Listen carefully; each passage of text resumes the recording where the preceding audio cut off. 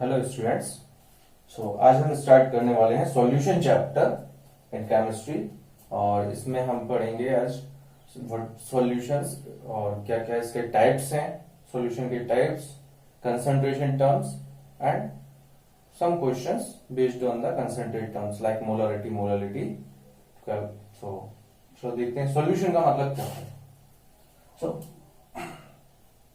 Actually solution से भी पहले हम एक चीज बोलेंगे, mixture. There are two types of mixture. Mixture क्या होते हैं, मतलब आपने टू या उससे टू और मोर सब्सटेंसेस आर मिक्स्ड। जैसे कि आप नमकीन पैकेट खाते हो या कोई भी सब्सटेंस आप जो मतलब जैसे सब्जी बनता है, तो मिक्सचर का मतलब क्या होता है? मिक्सचर का मतलब होता है आपने टू और टू से ज्यादा सब्सटेंसेस को मिक्स किया है। ठीक है, तो ये दो टू वेज में हो सकता है, heterogeneous mixture and homogeneous mixture. heterogeneous mixture and homogeneous mixture. Heterogeneous means when components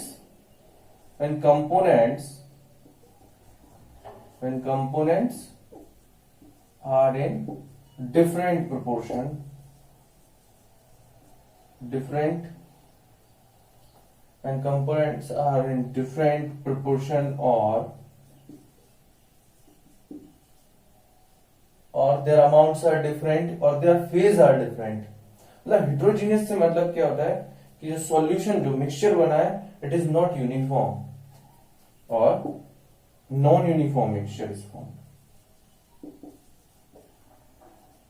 non uniform mixture is form. Example के लिए क्या बोल सकते हैं हम, मतलब कंपोनेंट्स को आपने जो मिक्स किया है वो अच्छे से मिक्स नहीं हो रहा है, they do not mixed well, ऐसा भी बोल सकते हो।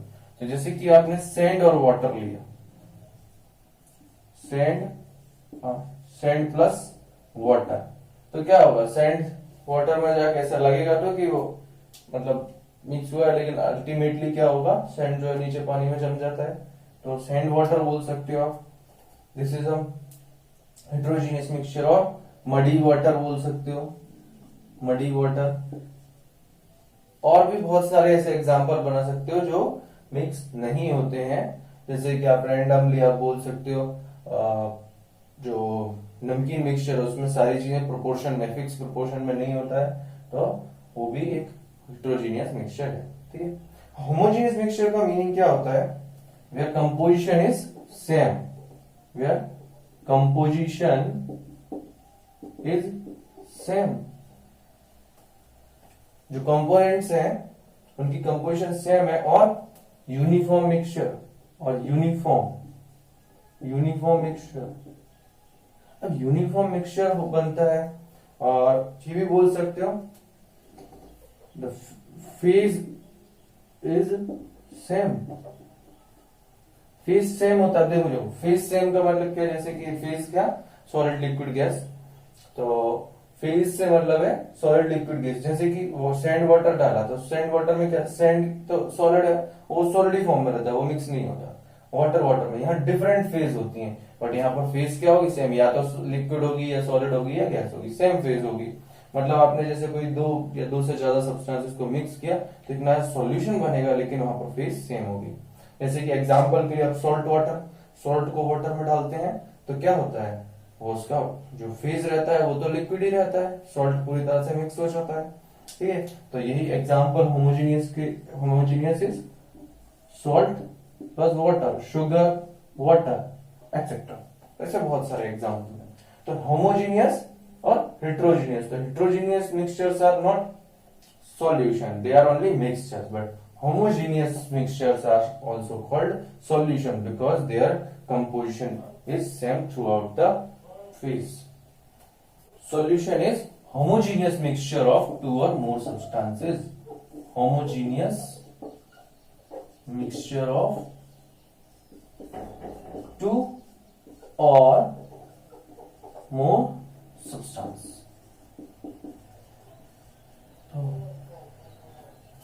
And अब यहाँ टू और मोर मतलब टू तो होना ही चाहिए, टू से ज्यादा हो सकता है, तो इसी पर बेस्ड कैटेगराइजेशन है सॉल्यूशन का, types of solution based on number of components present in it.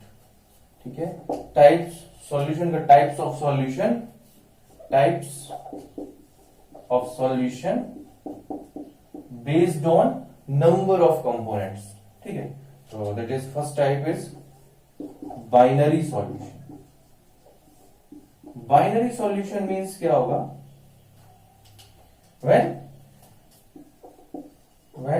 two components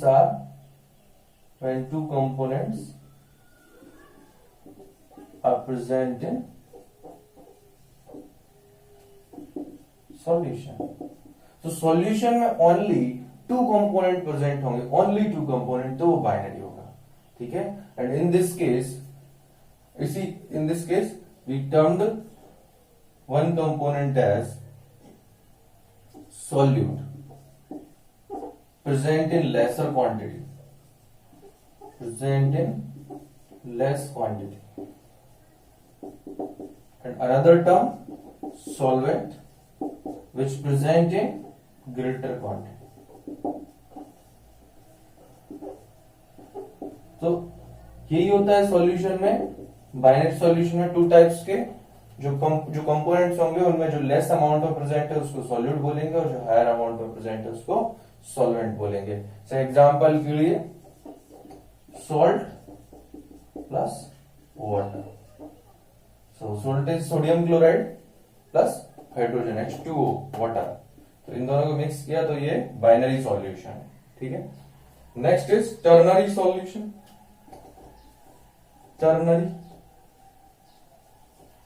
ternary solution तो नेम से समझ में आ रहा है अभी। Ternary means when three components are present, तो यहां पर मेनली इसका only three components are present, then this is called ternary solution. ठीक है, तो एग्जांपल के लिए आप बोल सकते हो salt plus sugar plus water, और इनका फेज जो है वो सेम ही रहेगा। ठीक है, तो इसी तरह से और भी टाइप्स हो सकते हैं, टर्नरी, क्वाटर्नरी, और कितना भी आप infinite number of substances mix कर सकते हो सॉल्यूशन। बस तो जो सॉल्यूशन होना चाहिए वो होमोजीनियस होना चाहिए, द फेज जो है उसका सेम रहेगा थ्रू आउट द प्रोसेस। कोई भी चीज आपको आप मतलब उसको देख करके नहीं बता सकते उसमें क्या क्या मिक्स है। ठीक है, कोई सॉल्यूशन है तो उसको देख कर आप नहीं बता सकते। सैंड वाटर को आप देख के बता सकते हो सैंडर वाटर है, लेकिन सॉल्ट वाटर को आप देख के नहीं बता सकते हो सॉल्ट वाटर है। ठीक है, तो यही चीज है सॉल्यूशन का। This is the types of solution based on phases of the components. ठीक है, तो phases mean solid, liquid, gas, states of matter. तो गैसियस सॉल्यूशन किसको बोलते हैं? गैसियस सॉल्यूशन मींस यहाँ पर गैस जो है वो ज्यादा अमाउंट में प्रेजेंट है, या सॉल्यूशन का जो फेज होगा वो गैसियस फेज होगा। जैसे कि आप बोल सकते हैं गैस और गैस, गैस में गैस को मिक्स किया, गैस ही सॉल्यूट है और गैस ही सॉल्वेंट है। Solute means lesser amount and higher amount. ठीक है, तो एग्जांपल है mixture of oxygen and nitrogen gas, या जितना भी कोई भी आप गैस को मिक्स करो that is mixture of, that is always homogeneous mixture, homogeneous solution. ठीक है, तो लिक्विड गैस मींस लिक्विड को गैस के साथ मिक्स किया है, तो इसका एग्जांपल क्या है? क्लोरोफॉर्म जानता है, क्लोरोफॉर्म का फॉर्मूला होता है CHCl3 trichloromethane, that is CHCl3, it is chloroform, it is mixed with nitrogen, nitrogen gas के साथ में मिक्स किया, तो ये जो है आपका लिक्विड और गैस का एग्जांपल है। Then solid gas, solid gas means solid को gas, solid is example is camphor and nitrogen. Camphor क्या होता है? कपूर, जो कि टेम्पल्स में यूज होता है आरती लेने के लिए, या व्हाइट कलर का। ठीक है, तो वो आप बोल सकते हैं कैम्फर, कपूर जो होता है उसको मिक्स किया नाइट्रोजन के साथ, जो डायरेक्टली वेपोराइज हो जाता है। ठीक है, लिक्विड, लिक्विड सॉल्यूशन का मतलब क्या है? Gas in liquid, gas in liquid मतलब लिक्विड इज सॉल्वेंट, यहाँ पर जो फेज है वो लिक्विड में है, तो गैस को लिक्विड के साथ, जैसे ऑक्सीजन को वाटर के साथ मिक्स किया, oxygen is mixed with water. ठीक है, then liquid in liquid, liquid in liquid ये तो बहुत अच्छे से जानता होगा। अल्कोहल, जो ड्रिंक बनाते हैं, पैक बनाते हैं बोल सकते हो, तो अल्कोहल को वाटर के साथ में मिक्स किया तो वो क्या है? वो बहुत अच्छे से मिक्स हो जाता है और वो सॉल्यूशन होता है, ट्रांसपेरेंट होता है वो भी। ठीक है, तो that is C2H5 is nothing but ethanol, that is commonly called as alcohol, ethanol in water. Solid in liquid, solid in liquid मतलब सॉलिड सब्सटेंस को लिक्विड में डाला, जैसे कि glucose, glucose is C6H12O6, glucose को वाटर में डाला, या सोडियम क्लोराइड सॉल्ट को वाटर में डाला। These are examples of solid in liquid. Solid solution, solid solution क्या होगा, जहां पर सॉलिड जो है आपका फेज है सॉल्यूशन का मैन। तो गैस को सॉलिड में मिक्स किया, गैस को सॉलिड में कैसे मिक्स करता है, ठीक है, तो कैसे करता है ये हम बाद में देखेंगे, लेकिन मैन जो है कि गैस और सॉलिड मतलब ये जो हाइड्रोजन है वो पैलेडियम मेटल के साथ मिक्स हो जाता है, ठीक है। तो मतलब ऐसा आप बोल सकते हो जो हाइड्रोजन है वो पैलेडियम के साथ में, ये रिडक्शन प्रोसेस में ये बहुत अच्छा काम भी करता है, जो रिडक्शन प्रोसेस में ये रिएजेंट आप यूज करते हो हाइड्रेशन के लिए, ठीक है। जो H2 इन पैलेडियम रिडक्शन करने के लिए, हाइड्रेशन हाइड्रोजन ऐड करने के लिए, सॉरी हाइड्रेशन नहीं, हाइड्रोजन ऐड करने के लिए, हाइड्रोजनेशन के लिए, हाइड्रोजन ऐड करने के लिए या रिडक्शन करने के लिए ऑर्गेनिक कंपाउंड्स में ये रिएजेंट काम भी आता है, ठीक है। तो ये हाइड्रोजन विद पैलेडियम या विद निकेल या विद प्लेटिनम, सो ये दीज आर द एग्जांपल्स।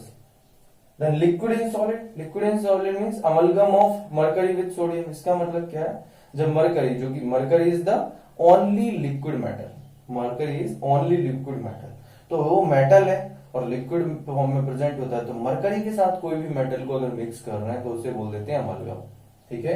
तो वो that is mixture of mercury with any metal, it's called amalgam. तो amalgam of, so that is mercury with sodium, तो mercury को sodium के साथ मिक्स किया तो that is called sodium amalgam, okay. तो ये भी होगा आपका जो एग्जांपल होगा लिक्विड इन सॉलिड का। Then solid in solid, solid solid का तो बहुत, सॉलिड का एग्जांपल बहुत सारा होगा, जैसे कॉपर डिसॉल्व्ड इन गोल्ड, तो ये क्या हो गया, फेक ज्वेलरी जो होता है, डुप्लीकेट ज्वेलरी, जिसमें कॉपर में आप जो बोल सकते हैं, जो जैसे 24 कैरेट गोल्ड का कोई भी चीज नहीं, उसको थोड़ा ज्यादा हार्डनेस देने के लिए या डुप्लीकेट करने के लिए भी लोग यूज करते हैं, कॉपर मिक्स कर देते हैं, तो पता नहीं चलता गोल्ड क्या है वो क्या है। तो इस तरह से जो है solid in liquid, sorry solid in solid का एग्जांपल हो गया, ठीक है। या ऑल अलॉयज भी आपके जो है एग्जांपल्स होंगे, जैसे स्टील, आयरन, ये सब जो बनता है, ठीक है, जो आपका यूटेंसिल्स है वो सब ये अलॉय प्रोसेस से बनता है, तो वो सॉलिड इन सॉलिड का एग्जांपल होगा, ठीक है।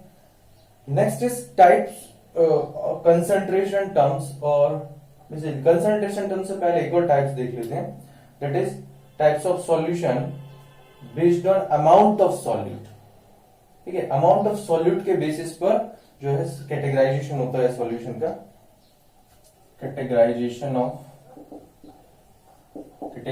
Of solution based on amount of solute. So there are three types. First is saturated solution,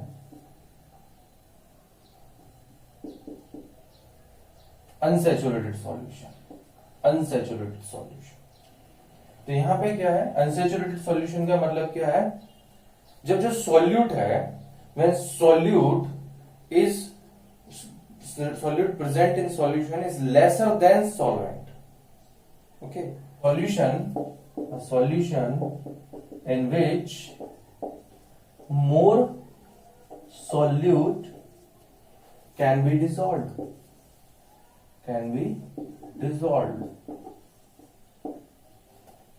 ठीक है। तो जिस सॉल्यूशन में हम ज्यादा सॉल्यूट को डिसॉल्व कर सकता है और सॉल्यूट को डिसॉल्व कर सकता है, उसे हम बोलते हैं अनसैचुरेटेड सॉल्यूशन, ठीक है। तो मीनिंग क्लियर है कि यहां पर जैसे कि आप बोल सकते हो, आपने एक ग्लास वाटर लिया, उसमें 1 टीस्पून सॉल्ट डाला तो वो मिक्स हो जाएगा, फिर 1 टीस्पून और डाल सकते हो तो फिर मिक्स हो जाएगा, ठीक है। तो ऐसे करके आपने 1 टीस्पून और डाला, ऐसे आपने मान लो 5 टीस्पून डाल दिया, 10 टीस्पून डाल दिया तो डिसॉल्व हो गया। ऐसा थोड़ी कि आप 1 किलो डाल दो या 1000 किलो डाल दो या 1 ट्रक डाल दो, ऐसा तो नहीं कर सकते। एक ग्लास वाटर में आप एक लिमिटेड अमाउंट तक ही सॉल्ट डाल सकते हो तो डिसॉल्व हो। तो वो लिमिटेड अमाउंट, वो लिमिटिंग कंडीशन, सेकेंड यही है सैचुरेटेड सॉल्यूशन। सैचुरेटेड सॉल्यूशन का मतलब वो लिमिटिंग कंडीशन जिसके बाद में मोर सॉल्यूट, जो और सॉल्यूट को डिसॉल्व नहीं कर सकता है। So this condition a solution in which no more solute can be dissolved, ठीक है। तो ये वो कंडीशन है, बाउंड्री कंडीशन, कि अभी इससे ज्यादा तो सॉल्यूट को हम डिसॉल्व नहीं कर सकते, उसमें सॉल्ट को और नहीं डाल सकते पानी में, को डिसॉल्व हो जाए एक पर्टिकुलर अमाउंट के बाद वो और डिसॉल्व नहीं हो सकता है, फिर डिसॉल्व होना बंद हो जाएगा। तो उसी को बोलते हैं सैचुरेटेड सॉल्यूशन, उस कंडीशन को, ठीक है। And then next is, third is super saturated solution, super saturated solution. Super saturated solution से मीनिंग क्या है, तो समझ गए होगे कि इसके बाद वाला कंडीशन, इस सिचुएशन के बाद वाला कंडीशन, मतलब यहां पर when solute is present more than solvent, ये बोल सकते हो, जब सॉल्यूट सॉल्वेंट से ज्यादा प्रेजेंट है, या ऐसा बोल दिया कि उसका अमाउंट जो है वो उससे ज्यादा है, या वहां डिसॉल्व होना बंद हो चुका है, ठीक है। तो a solution in which solute is more than solvent, ठीक है, इस तरह से भी बोल सकते हो सुपर सैचुरेटेड सॉल्यूशन, या जहां पर it is the condition after the saturation, it is the condition after the saturation, ठीक है, सैचुरेशन के बाद में ये कंडीशन प्रेजेंट होती है, that is called super saturated solution, ठीक है। So this is the types of the solution based on amount of solution. So next,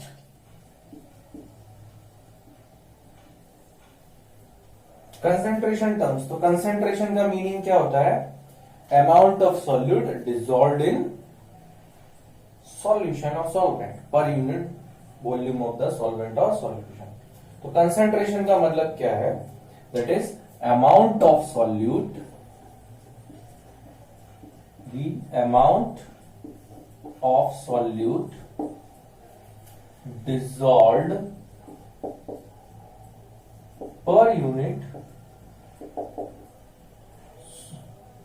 per unit amount of solvent or solution. The amount of solute dissolved per unit amount of solvent or solution is called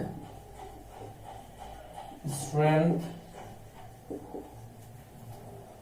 or concentration of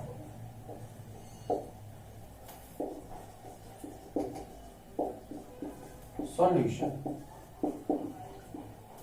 So it is the कितना amount आपने dissolve किया है, कितना amount of solute dissolve किया है solvent या solution में, that is concentration. It can be expressed in following ways. So concentration of solution can be expressed in following ways. किस तरह से शो कर सकते हैं, जैसे first mass by mass percentage और mass percentage, mass by mass और mass percentage. तो that is mass by mass, mass by mass percentage.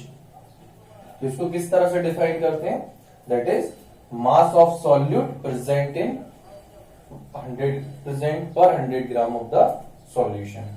So definition weight by weight percent, formula होगा इसका, किस तरह से दिखा सकते हैं, that is mass of the solute divided by mass of solution into 100 means per 100 gram, और it is converted into percentage, ठीक है। तो मास परसेंटेज क्या होगा, mass of solute divide by mass of solution into 100।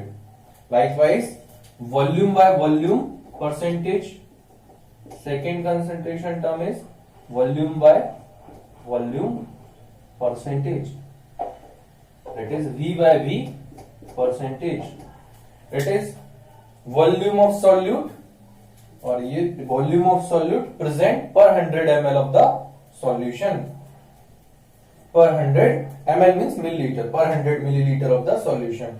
तो ये जो होगा volume by volume Percent means volume of the solute present per 100 ml of the solution. That is volume of solute divided by volume of solution into 100. So that is percentage volume by volume percentage. Likewise, next concentration term is mass by volume percentage. It is weight by volume percentage, means mass of the solute present per 100 ml of the per 100 milliliter of the solution. So that is mass of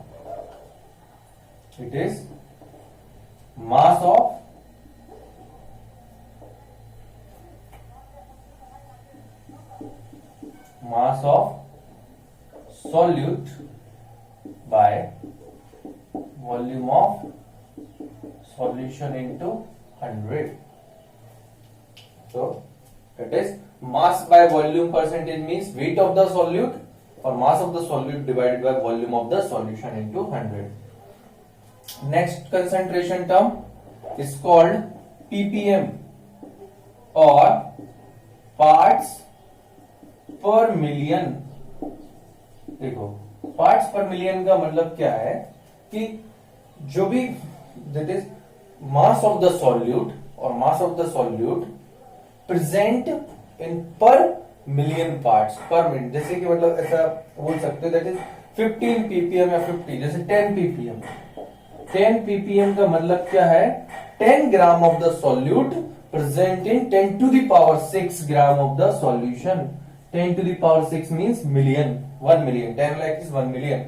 तो जैसे कि मास by mass percentage में क्या है कि मास of the solute present in 100 gram of the solution.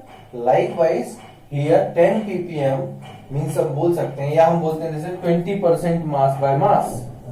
20% mass by weight percentage means 20 gram of solute present in 100 gram of solution. Likewise 10 ppm is 10 gram of solute present in 10 to the power 6 gram of solution. तो ये किस तरह से होगा? Formula क्या होगा? That is mass of solute by mass of solution into 100. और 100 की जगह क्या आएगा? Sorry 10 to the power 6. That is with respect ये मास बाय मास के लिए या wait by weight percentage in terms of parts per million. Otherwise ये टर्म्स भी हो सकता है, वॉल्यूम बाय वॉल्यूम भी हो सकता है. That is mass of solute present in mass volume of solute present in volume of solution with respect to 10 to the power 6. ठीक है, 1 मिलियन के रिस्पेक्ट में. तो ये होगा. तो ये इस तरह से आप पार्ट्स पर मिलियन को डिफाइन कर सकते हैं. Mole fraction. Mole fraction is fraction of moles.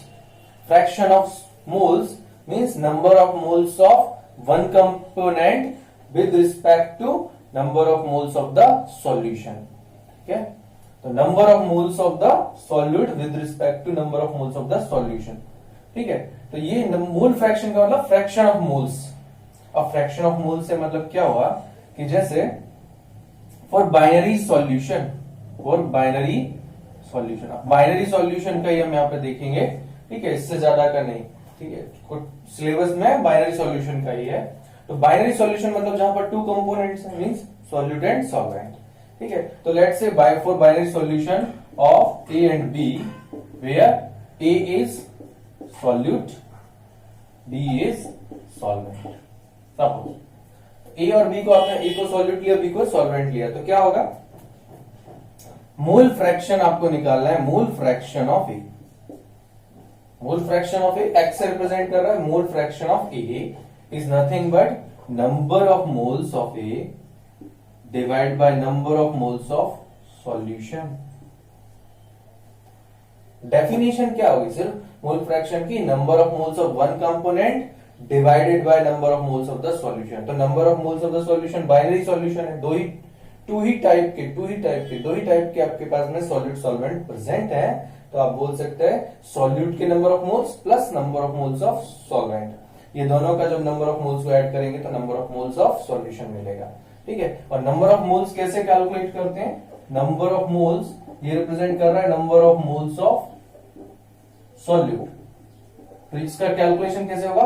Wait of solute divide by molar mass of solute, that is wait of solute, मतलब गिवन मास जो भी दिया है सॉल्यूट जो भी हो सकता है, कोई भी सॉल्यूट होने से उसका जो मास दिया है divide by it's molar mass is nothing but number of moles.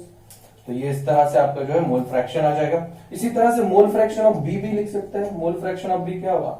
Number of moles of B divide by number of moles of solution is nothing but number of moles of A plus number of moles of B. ठीक है, तो इस तरह से। अब देखो यहाँ पर एक बहुत अच्छा रिलेशन जो है आपको याद रहना चाहिए, इन दोनों में एक रिलेशन आ रहा है क्या? That is mole fraction of A plus mole fraction of B is equal to 1।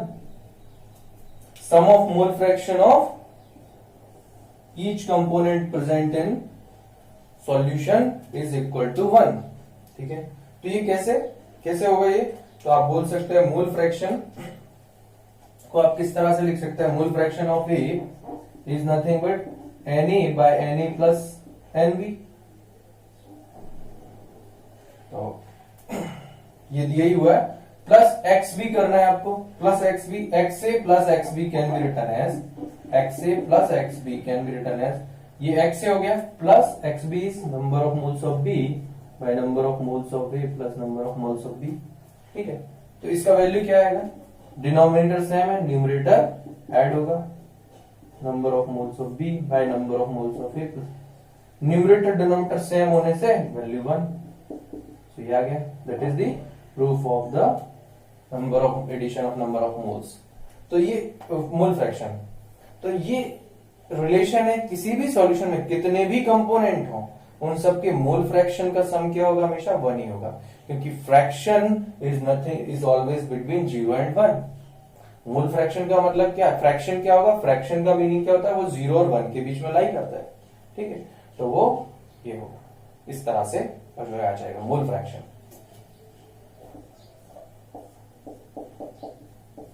Molarity represented by capital M। Molarity मतलब क्या है? Molarity means number of moles of solute present in 1 litre of the solution, और present पर litre of the solution, present in 1 litre और पर litre of the solution. ठीक है, यही है मोलरिटी। तो इसका डेफिनेशन के अकॉर्डिंग फॉर्मूला क्या आएगा? That is M is equal to number of moles of solute, means से A एंड B का सॉल्यूशन है तो number of moles of solute divide by volume of solution in litre. ठीक है, general definition लिख देते हैं, number of moles of solute by volume of solution in litre. ठीक है, तो यूनिट क्या होगी इसकी मोलरिटी की? नंबर ऑफ मोल्स, मोल पर लीटर, मोल पर litre is the unit of molarity or it is also called molar और m से भी रिप्रेजेंट करते हैं। ठीक है, जैसे लिखा है 5m, तो it means 5 moles present in 1 litre solution. ठीक है, तो इस तरह से होगा molarity. Likewise last concentration terms that is molality, small m is equal to, molality क्या होगी? मोलालिटी इज स्मॉल m से रिप्रेजेंट करता है। Molality is nothing but number of moles of solute present in 1 kg of the solvent. देखो ये सबसे important term है यहाँ पर कि जितनी भी कंसंट्रेशन टर्म्स हैं, जितने भी कंसंट्रेशन टर्म है, सब में डिवीजन में डिनोमिनेटर में क्या आता है, सॉल्यूशन। लेकिन ये मोलालिटी एक अकेला ऐसा टर्म है जिसमें डिनोमिनेटर में क्या आएगा, solvent, that is number of moles of solute present in 1 kg of the solvent, not solution. ठीक है, definition m is equal to number of moles of solute by mass of solvent in kg। अगर मास जो है KG में नहीं दिया है तो उसको 1000 से डिवाइड करके, डिनोमिनेटर में 1000 से डिवाइड करने का मीनिंग क्या होगा, न्यूमरेटर में 1000 से मल्टीप्लाई करना। ठीक है, उसको कन्वर्ट कर देना है। यहां पर भी अगर मिलीलीटर में दिया है तो उसे लीटर में कन्वर्ट करने के लिए 1000 के अंदर मल्टीप्लाई कर देना है न्यूमरेटर में। ठीक है, ये डिनोमिनेटर में डिवाइड कर देना है। तो इसका यूनिट क्या आएगा, मोल पर केजी। और एक और नाम है मोलल, और it is represented by small m, means जैसे बोला है 2m, तो इसका मीनिंग क्या हुआ, 2 moles present, 2 moles of solute present in 1 kg solvent. यहां सॉल्यूशन नहीं होगा। ठीक है, तो इस तरह से आपका मोलरिटी और मोललिटी को भी डिफाइन कर सकते हैं। ठीक है, चलो नेक्स्ट देखते हैं इन पर बेस्ड क्वेश्चंस। तो ये सारा का सारा कंसंट्रेशन टर्म था, मास बाय मास परसेंटेज और wait by weight percentage, mass bye volume percentage, weight by volume percentage, volume by volume percentage, that is और ppm parts per million, mole fraction, fraction of moles, molarity number of moles of solute by volume of solution in litre, molarity number of moles of solute bye number of mass of solvent in kg। ठीक है, चलो देखते हैं इस पर based questions. Question, calculate mass percentage of benzene, calculate mass percentage of benzene and carbon tetrachloride if 22 gram of benzene is dissolved in 122 gram of carbon tetrachloride। ठीक है, तो यहां पर क्या लिख लेना है, given is mass of benzene is 22 gram, mass of carbon tetrachloride CCl4 carbon tetrachloride is 122 gram। ठीक है, इसका मास परसेंटेज कैलकुलेट करना है। So total mass of salt, यहां पर इसको क्या बोल सकते हैं, जो लेसर है this is solute and this is solvent. Mass of solution कितना हो जाएगा, mass of solution is 22 plus 122 144 gram. So mass percentage का डेफिनेशन क्या, weight by weight percentage is nothing but mass of solute by mass of solution into 100। तो value put कर देना है यहां पर, weight by weight percentage is equal to 20 weight of benzene divide by weight of solution। तो यहां benzene का अगर मास परसेंटेज निकालना है, बेंजीन कितना प्रेजेंट है परसेंटेज में, तो क्या करोगे, 22 डिवाइड बाय 144 इंटू 100। तो ये क्या आ जाएगा, कितना आ जाएगा, 11, 2 से 7 जा 2 2 जा, तो लाइक वाइज 4 से 18 टाइम्स और ये 25 टाइम्स, 18 4 जा 72। So that is 11 into 25 by 18. 11 into 25 is 275 by 18. 18 1 जा 18, बचा कितना 9, 95, 18 5 जा 90, बचा 5, तो 50 means 18 2 जा, तो अप्रोक्सीमेटली यू कैन से 15.2%। और 2 डिजिट तक लिखना है तो 2 डिजिट तक, कोई दिक्कत नहीं। तो 15.2% इज योर बेंजीन, और ये 15.2% है, तो दूसरा क्या है, सिर्फ ये है, तो ये कितना होगा आप बोल सकता है 100 माइनस 15.2 कितना हो जाएगा 84.8। 84.8% किसका होगा, ये कार्बन टेट्राक्लोराइड का और ये बेंजीन का।